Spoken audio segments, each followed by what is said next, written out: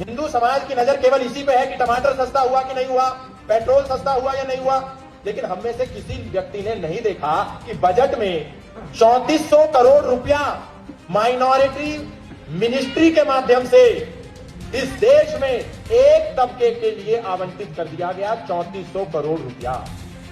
अब आप कहेंगे उस 3400 करोड़ का क्या होगा?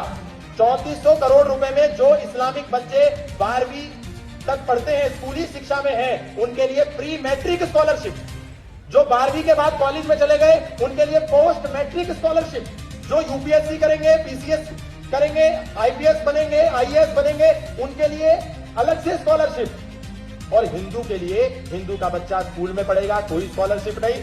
हिंदू का बच्चा कॉलेज में पढ़ेगा, कोई स्कॉलरशिप नहीं। हिंदू का बच्चा आईएएस आईपीएस बनेगा, कोई स्कॉलरशिप नहीं। और माइनॉरिटी मिनिस्ट्री के माध्यम से 3400 करोड़ रुपया इस बजट में एक समुदाय के लिए है।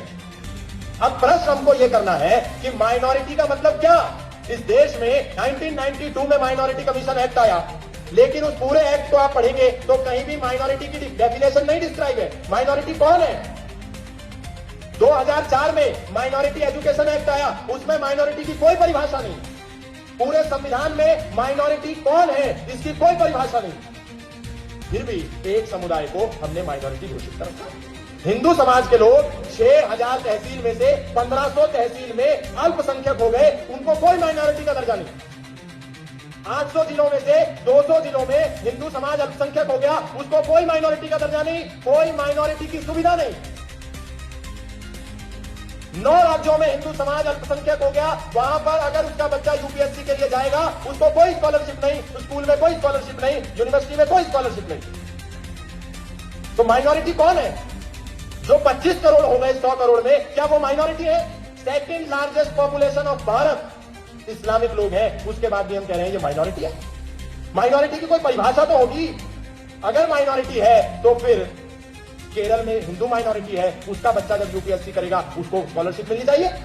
उसका बच्चा स्कूल में पढ़ेगा उसको स्कॉलरशिप मिलनी चाहिए।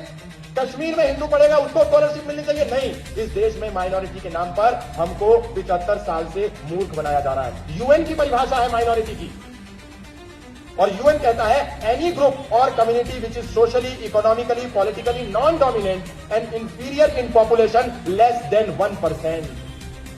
जो राजनीतिक रूप से भी सशक्त है, आर्थिक रूप से भी सशक्त है, सामाजिक रूप से भी सशक्त है और 1% से